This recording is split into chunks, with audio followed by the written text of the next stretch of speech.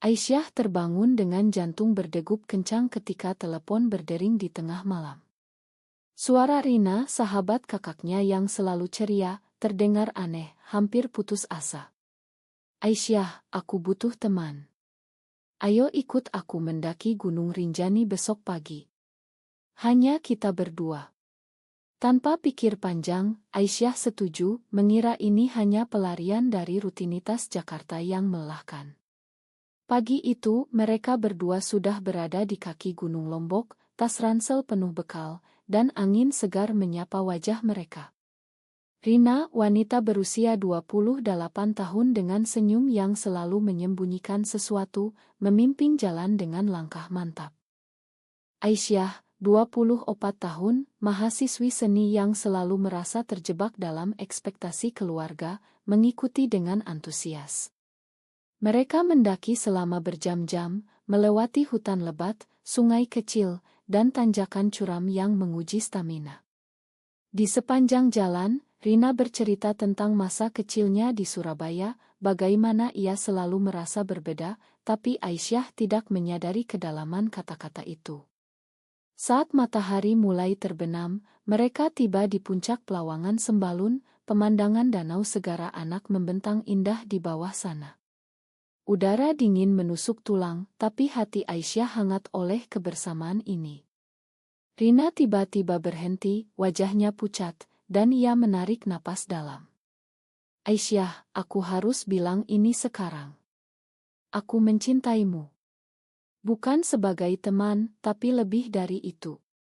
Kata-kata itu seperti petir di langit cerah, membuat Aisyah mundur selangkah, dunia seolah berputar. Bagaimana bisa? Rina, wanita yang dikenal sebagai teman dekat kakaknya, yang selalu hadir di acara keluarga, menyimpan rahasia seperti ini. Aisyah merasa campur aduk, terkejut, bingung, dan entah mengapa ada getar aneh di dadanya. Mereka duduk di batu besar, angin malam semakin kencang. Rina menceritakan semuanya, bagaimana ia pertama kali merasakan ketertarikan saat melihat Aisyah di pesta ulang tahun kakaknya 3 tahun lalu. Aku mencoba melawan Aisyah. Di Indonesia ini, cinta seperti ini dianggap dosa, tapi aku tidak bisa bohong lagi. Aisyah mendengarkan dengan mata berkaca-kaca, ingatan masa kecilnya di keluarga Muslim konservatif di Jakarta muncul kembali.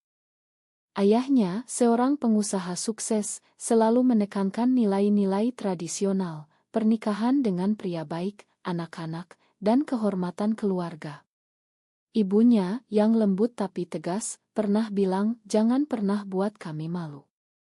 Apa yang akan mereka katakan jika tahu? Malam itu, mereka turun gunung dalam diam, hanya suara langkah kaki yang memecah keheningan. Di penginapan kecil di Sembalun, Aisyah tidak bisa tidur. Pikirannya berputar, apakah ini salah? Apakah ia merasakan hal yang sama? Rina tidur di sebelahnya, tapi jarak terasa begitu jauh. Keesokan harinya, saat kembali ke Jakarta dengan pesawat, Aisyah memutuskan untuk tidak membahasnya lagi. Mari kita lupakan, Rina. Ini hanya khayalan. Tapi Rina memandangnya dengan mata penuh harap, aku tidak bisa lupakan, Aisyah. Ini nyata bagiku. Sesampainya di rumah, Aisyah disambut kakaknya, Budi, yang bertanya tentang perjalanan. Bagaimana dengan Rina? Dia baik-baik saja. Aisyah tersenyum palsu, ya kak. Hanya liburan biasa.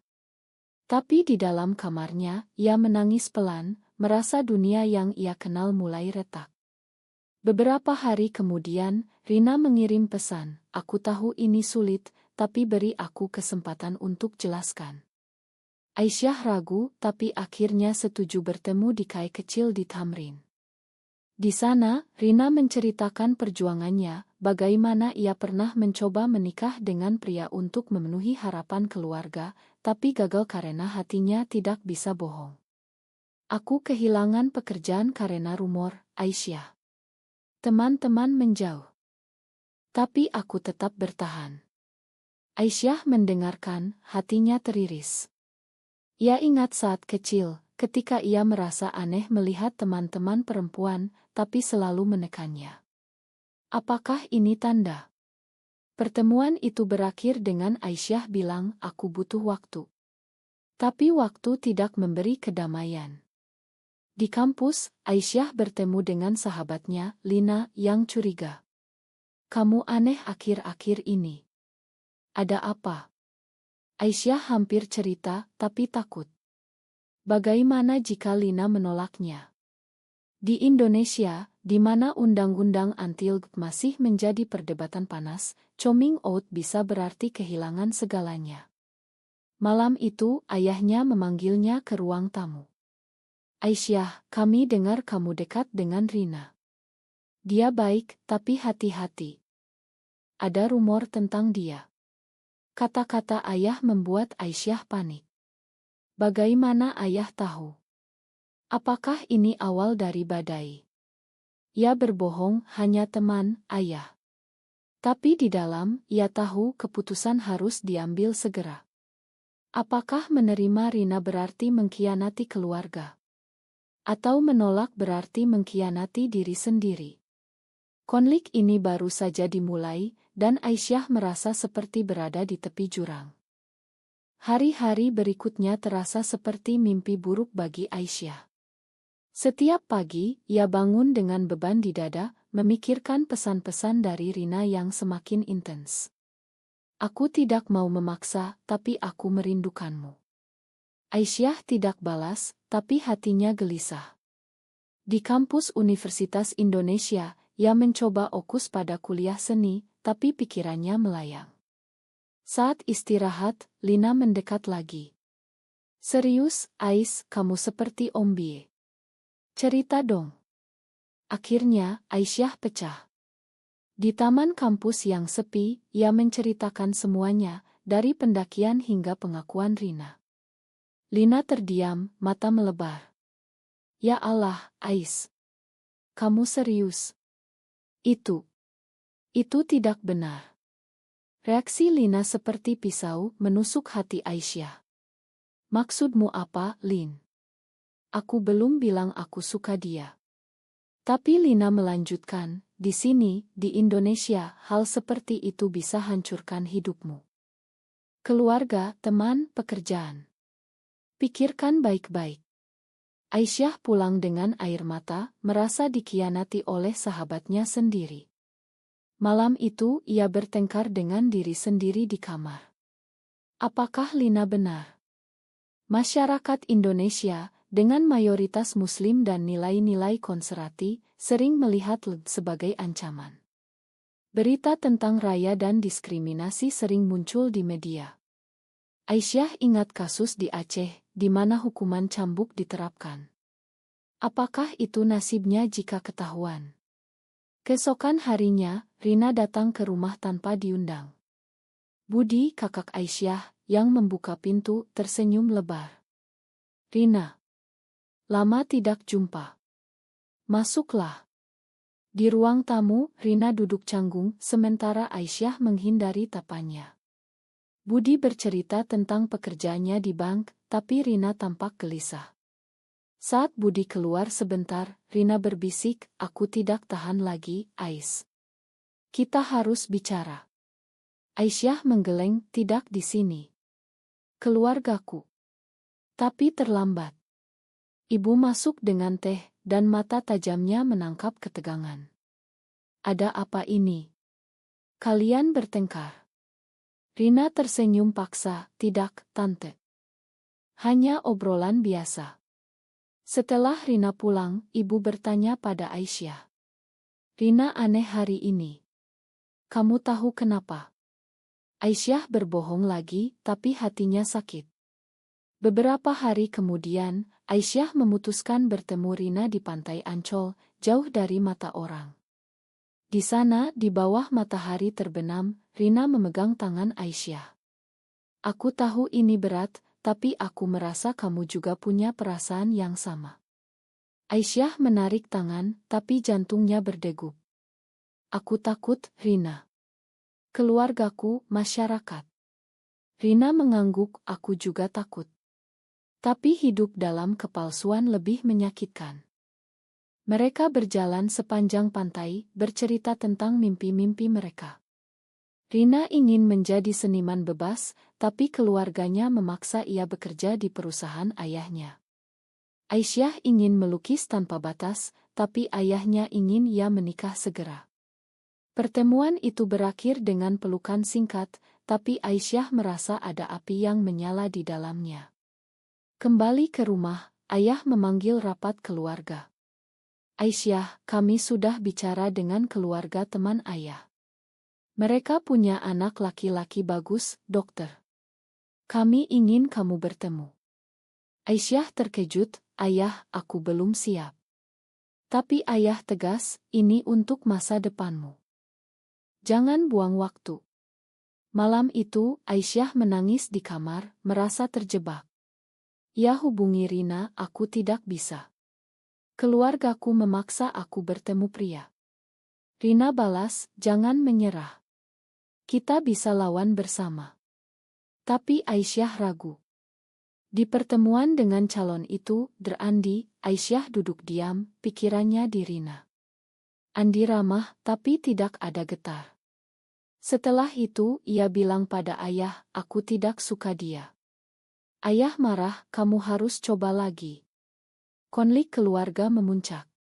Budi, kakaknya, curiga. Ais, ada apa sebenarnya dengan Rina? Kalian sering bertemu. Aisyah panik, tidak ada, Kak. Tapi Budi tidak percaya. Ia hubungi Rina diam-diam, dan Rina, dalam kelemahan, cerita sedikit. Budi marah besar. Bagaimana bisa kamu dekati adikku seperti itu? Ini salah. Rina menangis di telepon, aku cinta dia, Budi. Budi memutus sambungan, dan malam itu ia konfrontasi Aisyah. Kamu tahu Rina seperti apa? Dia suka perempuan. Aisyah pura-pura terkejut, tapi hatinya hancur. Kak, itu rumor. Tapi Budi tegas, jauhi dia atau aku bilang ayah. Aisyah merasa dikhianati oleh kakaknya sendiri. Apa harga persaudaraan jika tidak ada pengertian? Konflik ini semakin dalam, dan Aisyah harus memilih keluarga atau hati. Badai semakin kencang dalam hidup Aisyah. Setelah konfrontasi dengan Budi, ia merasa rumah bukan lagi tempat aman. Setiap makan malam, ayah bicara tentang pernikahan, ibu memandangnya penuh harap, dan Budi menghindari tapannya. Aisyah memutuskan kabur sementara ke apartemen kecil yang ia sewa diam-diam di Kemang. Di sana ia hubungi Rina. Aku butuhmu sekarang. Rina datang membawa makanan dan pelukan. Malam itu mereka bicara panjang lebar.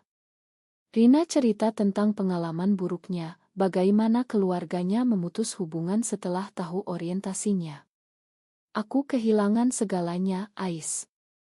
Tapi aku menemukan diriku. Aisyah mendengarkan, dan untuk pertama kali, ia akui, aku juga merasa sesuatu padamu.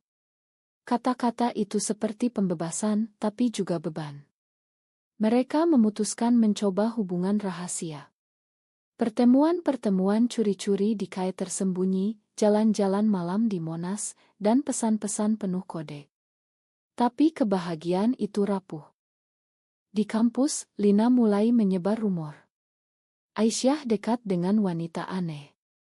Teman-teman mulai menjauh, undangan pesta hilang. Aisyah konfrontasi Lina. Kenapa kamu lakukan ini?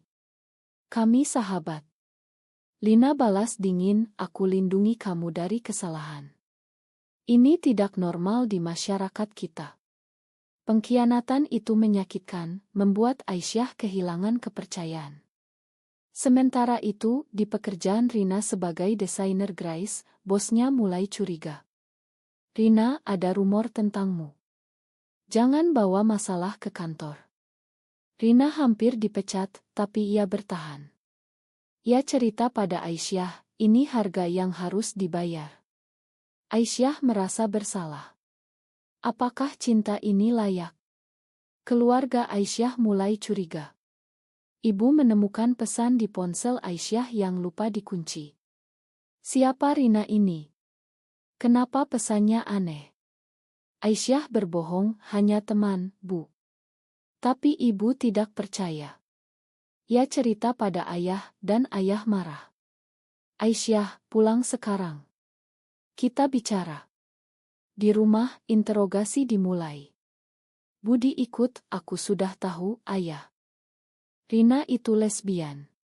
Kata itu seperti bom, membuat ayah memerah. Apa? Dan kamu dekat dengannya? Aisyah menangis, ayah, tolong dengar aku. Tapi ayah tegas, ini dosa. Kamu harus putus hubungan atau keluar dari rumah ini. Aisyah memilih pergi, membawa tas kecil. Ia tinggal di apartemen Rina di Sudirman. Di sana mereka hidup bersama, tapi tekanan masyarakat menekan. Tetangga mulai bergosip, dua wanita tinggal bersama. Pasti ada apa-apa. Rina kehilangan klien karena rumor. Aisyah di-drop dari kelas seni karena absen terlalu sering. Mereka bertengkar pertama kali. Ini salahmu, Rina. Kenapa kamu paksa aku? Rina balas, aku tidak paksa. Kamu yang pilih.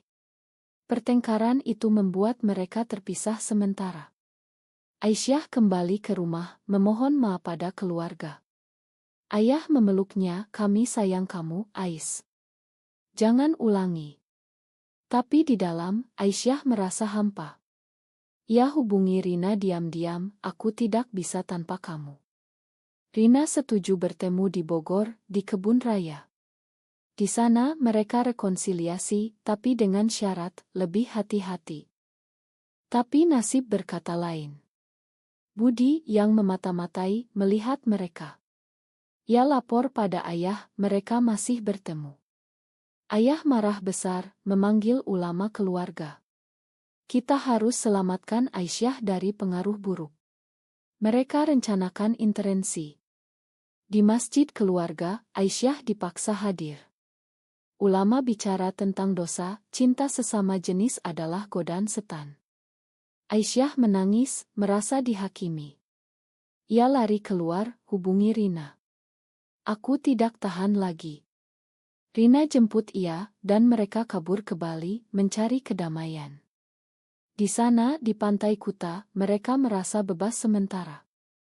Tapi berita buruk datang, keluarga Rina tahu, dan mereka ancam lapor polisi dengan tuduhan immoral. Di Indonesia, meski tidak ada undang-undang spesifik, diskriminasi bisa terjadi. Aisyah dan Rina harus memutuskan, lanjut atau berpisah. Konflik moral ini mencapai puncak, dengan pengorbanan yang semakin besar. Di Bali, Aisyah dan Rina mencoba membangun kehidupan baru. Mereka sewa ila kecil di Ubud, dikelilingi sawah dan seni. Rina dapat pekerjaan freelance sebagai desainer, Aisyah melanjutkan lukisan secara online. Untuk pertama kali, mereka merasa seperti pasangan normal. Pagi-pagi berjalan tangan bergandengan di pasar seni, malam-malam bicara mimpi di teras. Tapi bayang-bayang masa lalu mengejar. Pesan dari Ibu Aisyah, pulanglah, nak. Kami khawatir. Aisyah balas, aku bahagia di sini, Bu. Tapi ibu cerita, ayah sakit karena stres. Aisyah merasa bersalah, ini akibatku. Rina hibur ia, kita bisa kunjungi mereka. Tapi Aisyah takut. Sementara itu, Lina, sahabat lama, hubungi Aisyah. Aku minta maaf, Ais. Aku salah. Ternyata Lina mengalami pencerahan setelah baca artikel tentang hak di Indonesia. Aku dukung kamu sekarang. Aisyah senang, tapi hati-hati. Terima kasih, Lin, tapi jangan bilang siapa-siapa. Namun, dukungan itu datang terlambat. Budi, kakak Aisyah, datang ke Bali tanpa pemberitahuan. Ia temukan mereka di Ila. Aisyah, pulang sekarang. Ini gila. Rina hadang, biarkan dia pilih sendiri. Budi marah, kamu yang rusak adikku. Pertengkaran isik hampir terjadi, tapi Aisyah pisah mereka. Kak, aku cinta Rina. Terima itu. Budi pergi dengan ancaman, ayah akan potong warisanmu.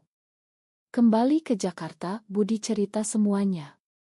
Ayah marah, tapi sakitnya semakin parah. Ia masuk rumah sakit karena serangan jantung. Aisyah dapat kabar, dan ia buru-buru pulang. Di rumah sakit Cipto Mangunkusumo, ia lihat ayah lemah di ranjang. Ayah, makan aku. Ayah pegang tangannya, kembalilah ke jalan benar, Ais. Aisyah menangis, ini jalanku, ayah. Ibu di samping, kami takut kehilanganmu. Aisyah janji kunjungi sering, tapi tidak tinggal. Rina tunggu di hotel, khawatir. Saat Aisyah kembali, mereka bicara serius. Aku hampir kehilangan ayah karena ini. Rina balas, tapi jika kita berpisah, kita kehilangan diri sendiri. Keputusan sulit, Aisyah pilih tinggal di Jakarta untuk dekat keluarga, tapi hubungan dengan Rina tetap rahasia. Tapi rahasia bocor. Seorang tetangga di Bali posting foto mereka di media sosial, dengan caption pasangan aneh di Ubud. Postingan viral, dan media lokal ambil. Skandal di Bali, dua wanita hidup bersama. Nama Aisyah dan Rina tersebar. Rina dipecat dari pekerjaan, Aisyah kehilangan kontrak seni.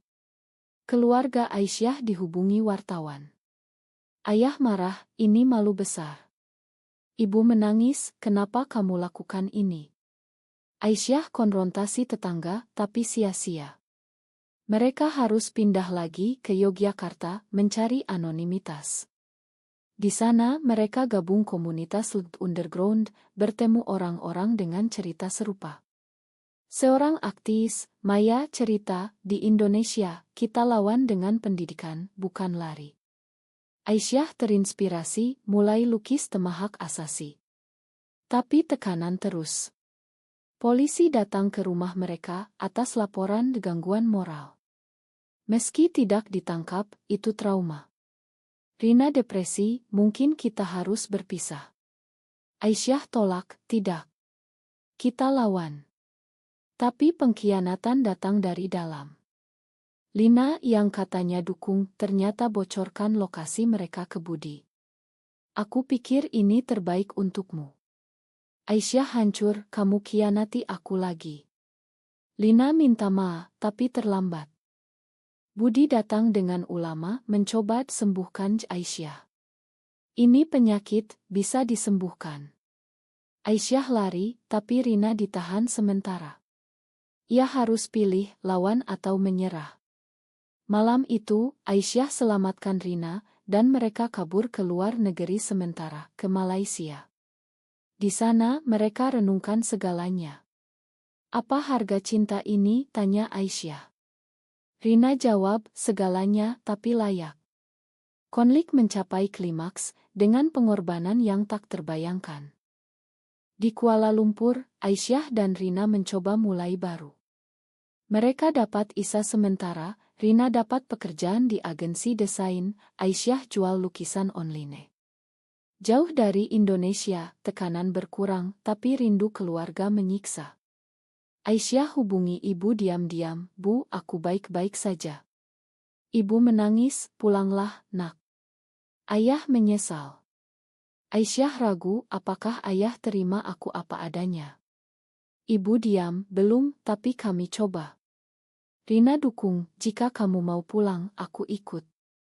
Setelah berbulan-bulan, mereka putuskan kembali. Di Bandara Soekarno-Hatta, Budi jemput mereka. Ayah ingin bicara. Di rumah, ayah duduk lemah, Aisyah, aku salah. Aku takut kehilanganmu, tapi aku lihat kamu bahagia dengan Rina. Kata-kata itu kejutan. Ternyata selama Aisyah pergi, ayah baca buku tentang bicara dengan psikolog. Ini bukan dosa, tapi bagian dari dirimu. Aisyah peluk ayah, air mata bahagia. Ibu tersenyum, kami dukung kalian. Tapi tidak semua mudah.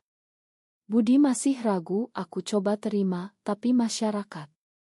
Rina balas, kita ubah masyarakat pelan-pelan. Mereka mulai hidup terbuka hati-hati. Aisyah gabung organisasi hak di Jakarta, seperti arus pelangi. Ia lukis cerita mereka, pameran dapat perhatian. Media positif datang, kisah cinta yang lawan norma. Tapi tentangan tetap ada. Demonstrasi anti-LGBT di depan kantor, ancaman online.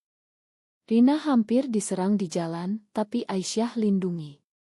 Ini risiko, tapi kita kuat. Lina minta maaf sungguh-sungguh, aku bodoh dulu.